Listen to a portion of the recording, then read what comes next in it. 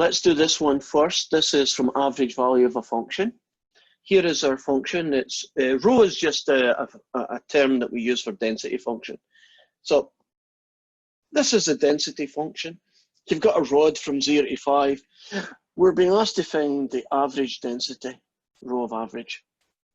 Well, it's still going to be 1 over b minus a, the integral from a to b.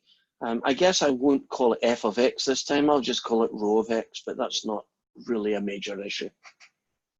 It's going to be 1 over 5 take away 0, the integral from 0 to 5. And now we are entering the problems. This guy has to be integrated, and that is going to involve us figuring out how that's going to happen. What technique are we going to use to integrate this weird guy? A U sub. Correct. And who's the u sub going to be? X plus 4. Right. And won't that qualify under the square root of ugly guy rule? In this case, the ugly guy is x add 4. It's not the, what would I call it, the hardest u sub in the world. In fact, in a lot of ways, it's quite trivial, isn't it? You see the working almost there's no working in it at all. Almost nothing happens. So this is going to be 1/5 the integral of 16 over the square root of u, and the dx just gets turned into a du. And now we're at a different kind of puzzle. Now I have to figure out how to integrate this guy.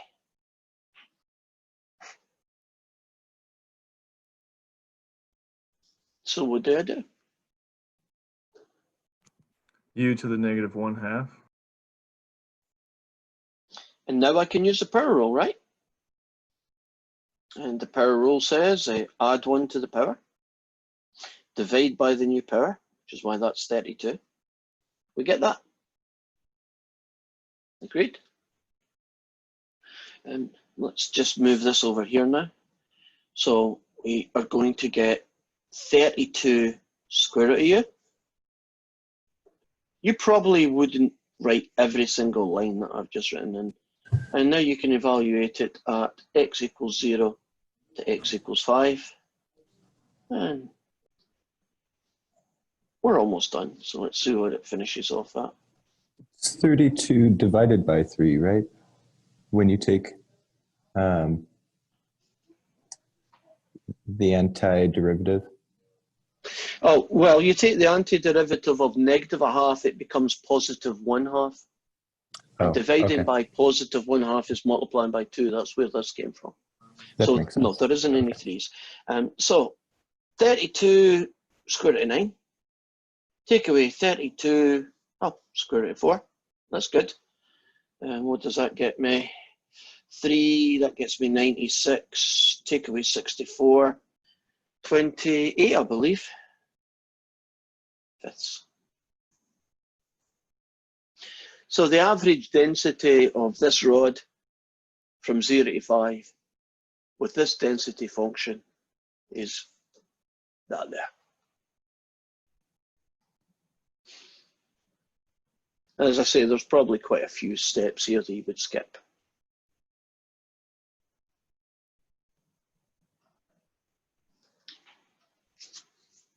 Are we okay with that question?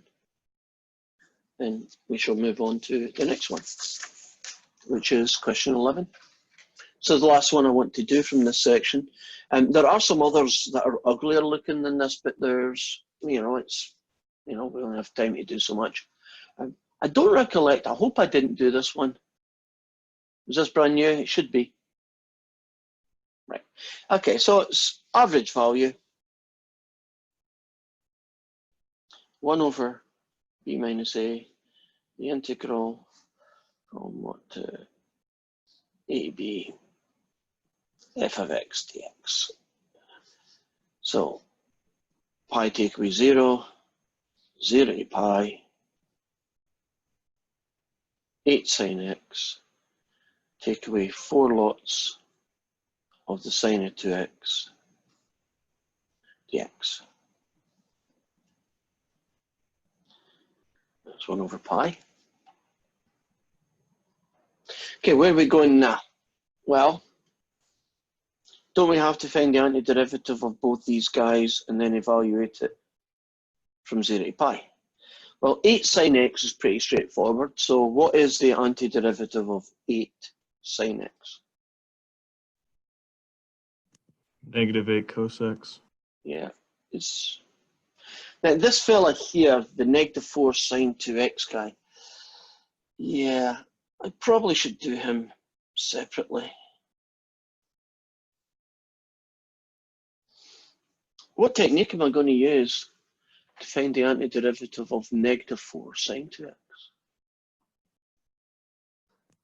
Isn't that part of a double But I don't angle? think it'll work. It's part of a double angle, and you could go that way. I suggest you don't, but it would eventually work. What was the other alternative? U sub. Yeah, do it yourself. So yeah, the double angle trick would work. You'd have to call that 2 sine x cosine x, and then you do a u sub, and eventually it comes out. But I think it's just a little bit less work in this case to just do a u sub. So this guy here becomes -4, the sine of u, 1/2 d of u, becomes -2, the sine of u du, which then becomes 2 positive cosine of u, which then becomes 2 cosine of 2x over here.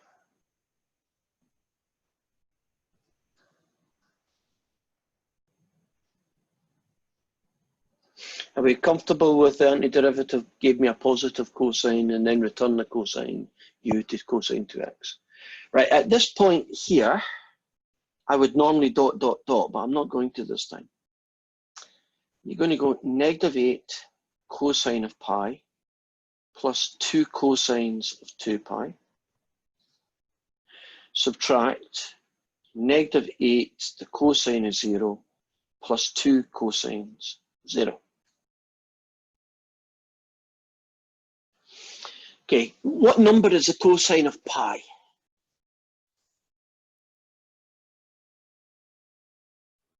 Zero?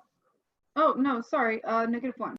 Got it. So -8, -1 is oscillate. Cosine of 2 pi is 1, so 2 of them gets you +2. Cosine of 0 is 1. Take away 8 then. Take away means you add 8. And this guy is 1. Take away that is 2. So you put that package together, and I believe you get 16 over pi. Are you happy with the number part? Yeah. Now, this question has a part B to it. And what basically was discovered, that if you take any function, and this doesn't necessarily have to be this one, but can you imagine this is what the function looks like? If you take its average value, there is guaranteed to be at least one, and sometimes 2 or 3, but at least one place where the value of the function at C is the same as the average value. Does that make sense? That if you imagine the average value of a function, shouldn't there be at least a couple of places, maybe one, if nothing else, where the function has the same height as the average value? So what we're going to do now is, in the second part, is find where this curve is equal to that number. So we're going to solve when is f of x equal to the average value of the function. And this is going to be 8 sine x, take away 4, the sine of 2x, is equal to 16 over pi. And there are 2 versions of how this is going to work. This particular question says to 2 decimal places. That means that you do not solve this algebraically. You solve it with your calculator. And we'll show you in a moment how to do that. Can you imagine a different question where it had x squared plus 1 equals 42? If they don't mention to 2 decimal places, or whatever the accuracy is, then those ones you have to solve algebraically. In other words, solve for x and get answers like square root of 8, 2 root 2, or 1 over 49, or whatever it might be. So if there is no mention of decimal places, we have to do the algebra. We have to solve the equation. But since it is, as it is in this case, just a matter of putting it in, let's see what we do. So we go and we go y equals, and we type in 8 sine of x, subtract 4 times the sine of 2x. And then in y2, we put 16 over pi. We go to window, and window is 0 to pi. So there's 0 to pi.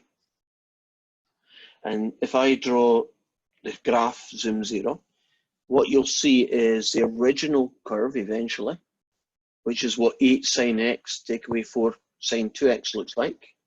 And it looks like that guy there. And that horizontal line is the average value.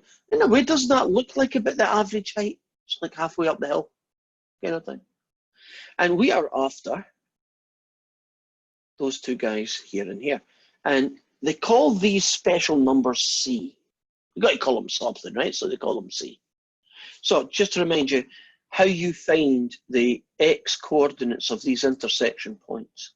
You go second calc. Which one of those menus is the one I'm going to pick to find out where these cross? Intersect?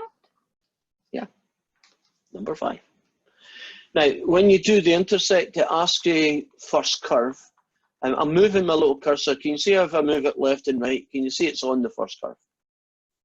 So just make sure that it's near the one you want. I want this one. So hit enter, then move it, hit enter, and then guess, hit enter. And the answer I came up with is 1.24. Is that one? Yes, 1.24. Now, I want the other one. I'll do this really quickly. Second calc, number 5. Now, all I do that's different is that I hit the cursor button, I drive my little car, just so it's over this side. That way it knows I want that one. And then just hit a lot of enters. And the second value comes out, and it's about 2.81.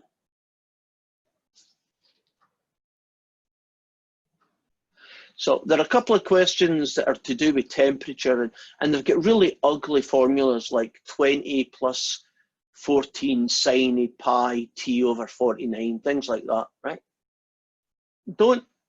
That's not an issue, that's just ugly numbers, right? Just do what you always did. Plug it in, find out where it meets, and get 2 decimals, or at least 1.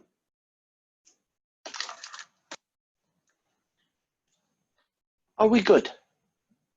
Any questions? Last chance? Well, we're now moving to our last section, which is section 6.4. Nice short heading. We're going to calculate work done. Now, if you've ever done physics,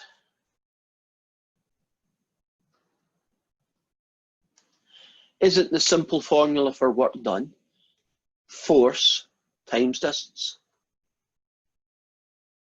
Anybody here actually done a physics class? I have. Do you recognize that guy? Yes. Okay.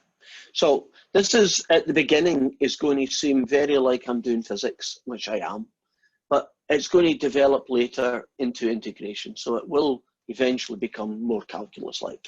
So imagine that you've got a 5-pound weight and you raise it up, because we're going to basically be fighting against gravity in our stories, and you raise it up 3 feet. Then the work done in moving this up to that position is just the force times the distance moved. And when it's in pounds, the force is basically its weight. And the distance is 3 feet. And so it's 15. And if you're interested, which you might not be, the units are foot-pounds. Well, that's not too tricky, right? A similar looking story,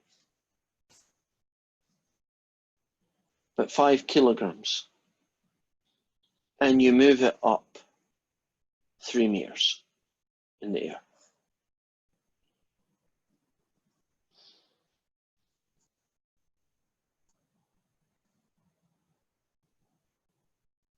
You might assume, and I can understand why you would assume that it's just going to be 5 times 3 and you're going to get 15, right?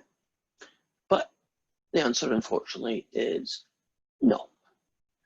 Because when you do metric, which is pretty much how everybody in the rest of the universe works, except America, and maybe some weird island in the Philippines or some tiny island off Wales or someplace that I've never heard of. Everybody else uses metric. And when you do metric, there's a special constant that gets used when you are moving things against gravity. Do you know what that magic number is?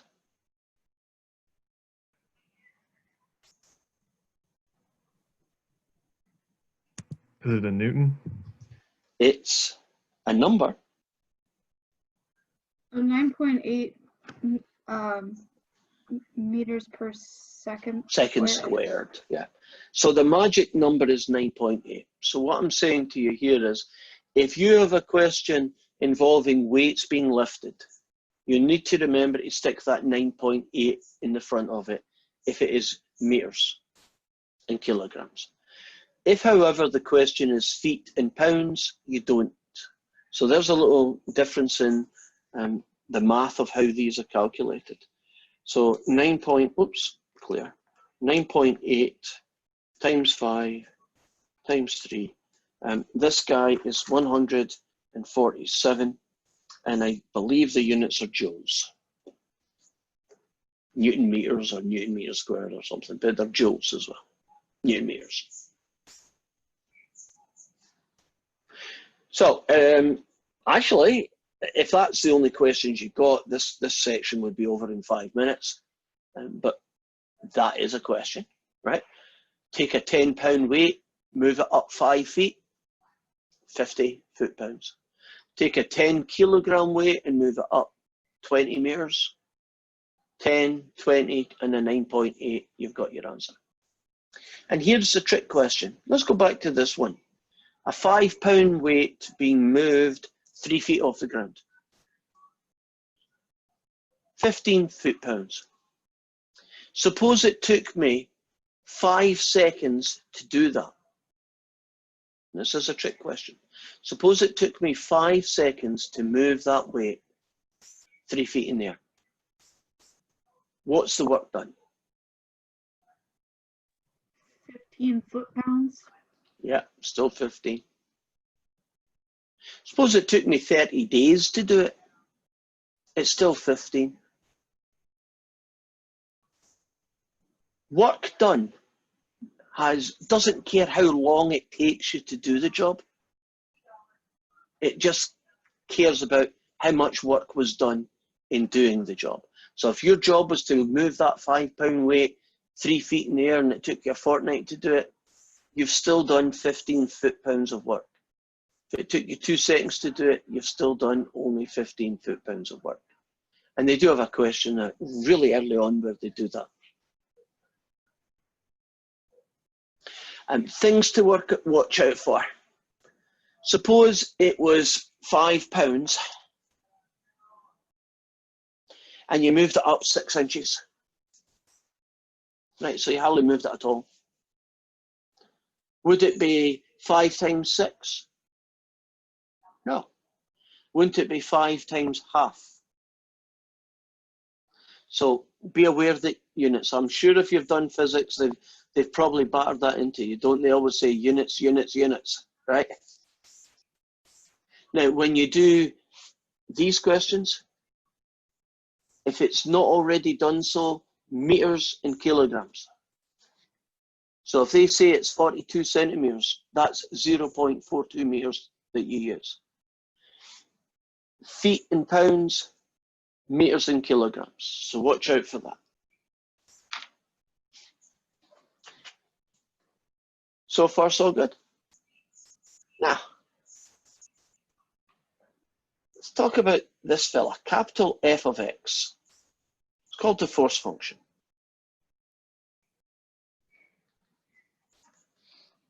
This is where calculus comes in. You're not applying the same force all the time now. Like, imagine that maybe at the beginning you're pulling a lot of force and then towards the end you get tired, so you pull with less force. Can you imagine that the force function might change as far as X, and X is measuring the position that you move it. So suppose someone was moving a very heavy object and the force function looked something like this.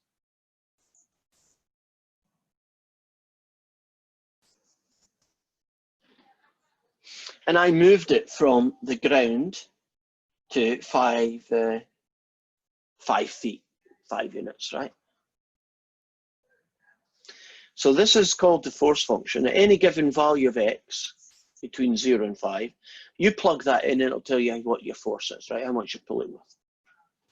So the work done is the integral from A to B of the force function dx.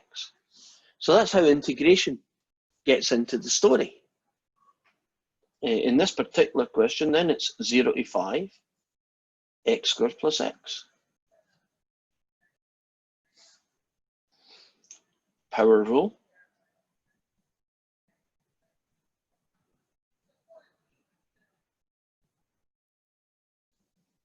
So 1/3 5 cubed plus 1/2 5 squared.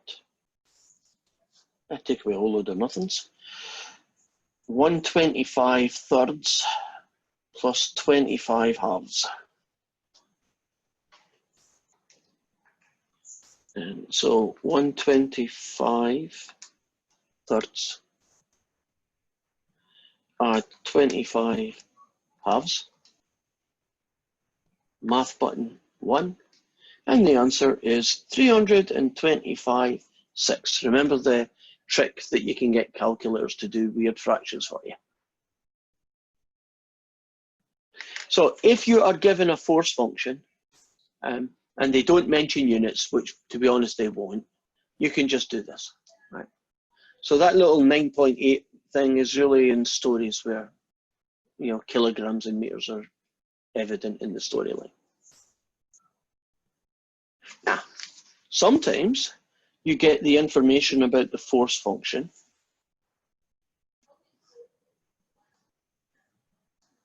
and it looks like this.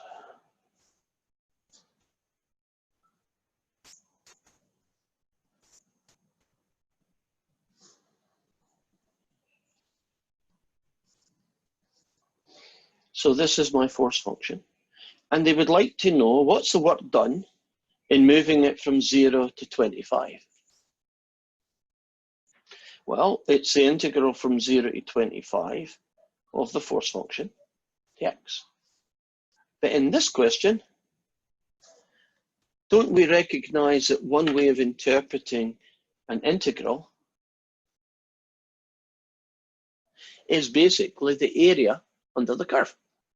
So if you find this area of the force function against position x, right, this guy here, aren't you pretty much calculating what you need? So 10 times 30 and you half it is 150. 10 times 30 is 300. If I was going to do, to do this last piece, would you agree it probably makes sense to break it into 2 smaller pieces? This little fill at the bottom is 5 times 10, which is 50. And this little triangle is 5 times 20, so that's 5 times 10. This gets me, what, 100? And so the work done in this case is 200, 3, 4, 5, 600. and let's say it's joules. When you do the homework in the WebAssign, they'll actually stick the units next to it. So you don't even need to worry if it's Newton meters or feet pound or what else. You just stick in the number.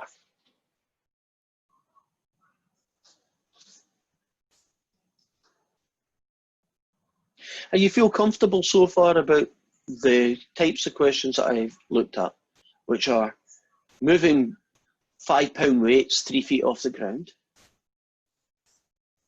being told a force function and the range of x's that it moves across, and being given a force function as a graph that you can calculate areas with.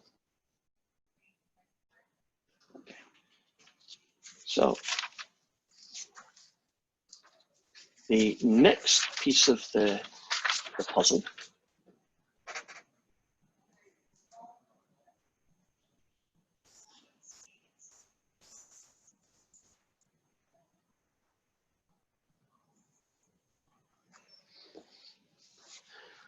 nobody in the other Calc 2 class has heard of Hooke's law. Has anybody here heard of Hooke's law? I don't know why that poor guy got ignored, because what we're doing is Hooke's laws right now. I think he was English. He was an English mathematician. Not that that matters. So let's tell you a little bit about Hooke's law. Imagine you have a spring, say, bolted onto the side here. If you just left the spring alone, it would have a certain length, wouldn't it? You know, it isn't zero. And that's its position at rest. So when we talk about the position of a spring at rest, it's how long is it if you just didn't do anything to it. Now, can you imagine me taking this spring and giving it a good old stretch? So this distance here is, right, position at rest. And I stretched it, this extra bit, and we call that typically x. And that's described as you stretched it 5 feet beyond its natural position, right? So you took it and then you gave it another 5 feet more. So that's what x represents. Now, according to Hooke's law, the force function is x, and it's a function of x, and it's equal to k times x. Now, you imagine what that means is, can you imagine you get a spring and you stretch it? Can you imagine stretching it the first inch? Now, let's do it in centimetres, right? The first 10 centimetres. It probably wouldn't take much, right? It wouldn't need a lot of force, right? But as you pull a spring, doesn't it get just harder and harder and harder? So can you imagine that the force that you need to stretch it is proportional, right, to how far it's being stretched? So that's where his idea came from. So what he then, what that allows us to do now is that if we can find this force function, can't we find the work done in stretching a spring? So let's imagine, I'll pick one. And it goes like this. This is, it takes a force of, let's say 10 pounds to move a spring 2 feet beyond its natural length.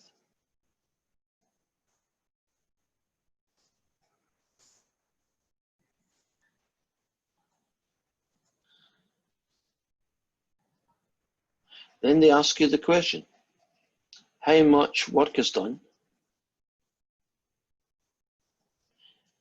in stretching it 9 inches beyond its natural length. This is a pretty classic Hooke's law question. Has anybody in physics did spring stretching questions? Like the work done to stretch a spring?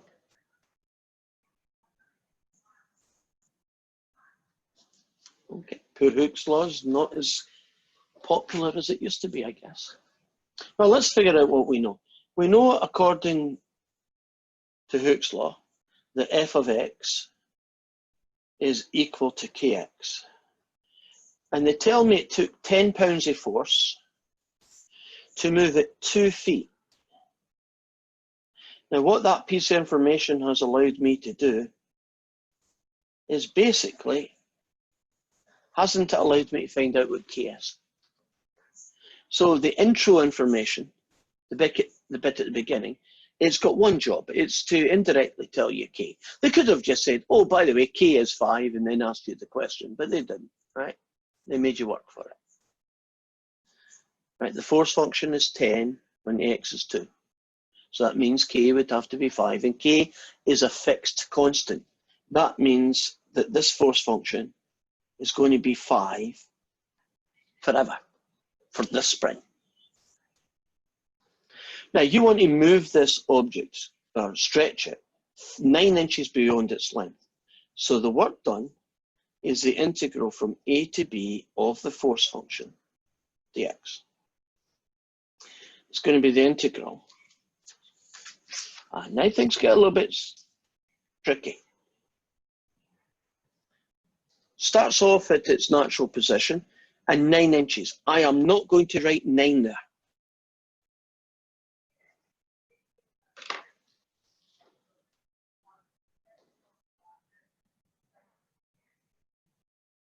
Nine inches is not 9.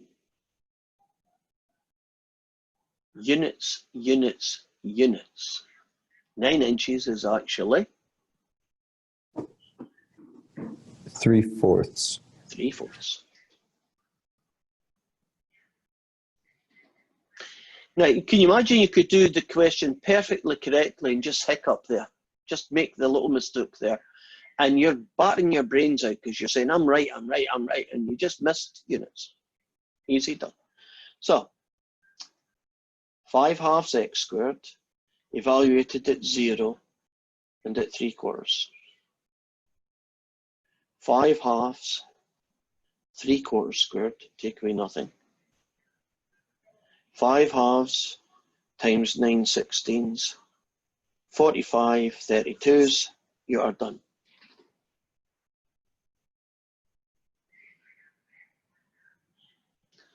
So remember, feet and pounds, meters and kilograms, right? Remember, units, units, units, because it's not that difficult. Most of these questions are not that difficult, but people tend to just fall on that simple little hurdle of you see a 5, so they use it, or you see a 9, so they use it. They don't realize that 9 is 9 inches, and that's not the one to be used. Are we good with that one? Right. I'm going to do one more. Before I do that, do you know this K value that is unique to each spring? That K value is a number that, for want of a better word, is how solid the spring is. Like, can you imagine that there's all kinds of springs in the world? Can't you get slinky springs? Right. Now, do you know a slinky spring has probably got a K of 0.0001, right? You can stretch them without doing any work, virtually, right? And then at the other extreme, can you imagine the kind of spring you might have in a really big truck's suspension system? Couldn't the K there be 2000? So it's amazing that Hooke's law found that no matter how tough or strong the spring is, that the same formula works in all situations. I think that's kind of interesting that that's the case. So here we go. let's say it takes you a force of 20 newtons to move a spring 60 centimeters.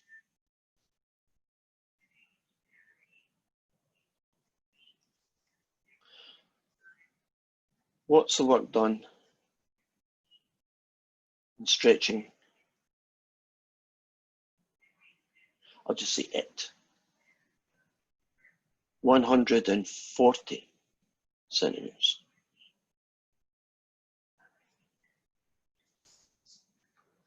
Okay, let's set up the first step.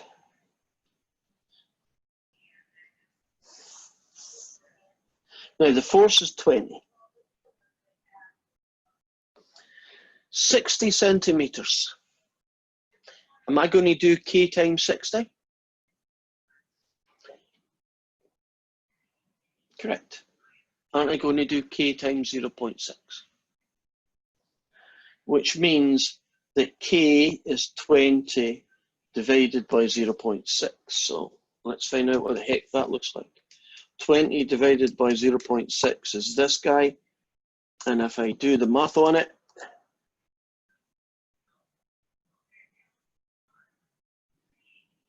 I want to get exact values. If I wrote down what the answer in my calculator said, wouldn't I have to round it off somewhere? And that would mean that my final answer would be a rounded off decimal and not an exact value. So we're trying to get exact values unless the question says, oh, to 2 decimal places, then it's okay. Now the second part of that puzzle then is work done. And that's going to be the integral of the force function. Now in Hooke's law, you don't need to worry about the 9.8 because it's already been used when they told you the net 20 newtons. That 20 newtons has the 9.8 inside its calculation, so you can forget about it. So it's going to be an integral from 0 to somewhere of that guy, right? It's 140 centimeters. That's not going to be the guy that we're going to use, is it? It's not 0 to 140. Again, it's units, units, units. So it's 1.4.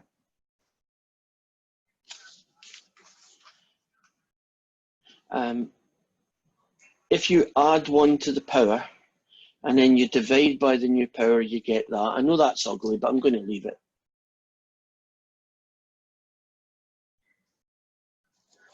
And that's going to give me, well, I might simplify it now. 50 thirds, 1.4 squared, take away nothing.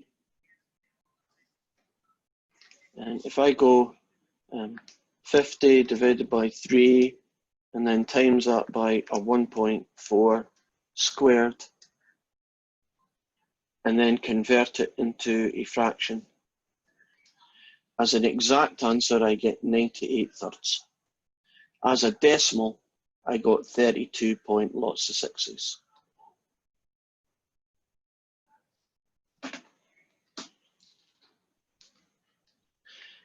Now what Hooke's law, and to me it's a very powerful rule, says is, if you give me a spring and I do a little experiment on it, basically I just stretch at a certain distance and I see how much force is required. In a physics lab, at least when I was young, did you ever get those, it's like a hook and it's like a weighing thing, people would weigh fish with it, it was on a spring, and you know, you could pull it. Can you imagine that you pulled that thing 60 centimeters and somebody said, yep, it says 20 units. Isn't that how you get that information? So you hook it onto a spring and you give it a tug so that the spring is now, 60 centimeters longer than it used to be. And the force that it was measuring at that point allows us to calculate K. And what you've then done is you've now got everything you need to know to calculate the work done at any stretch of that string, if you like. In fact, can you even use this formula to tell out what force you would need if you wanted to pull out a meter? You'd need 20 newtons if you plug this guy in, sorry. it would be 100 over 3 times 20, and that's the force. If you want any distance you could think of, you could put that in.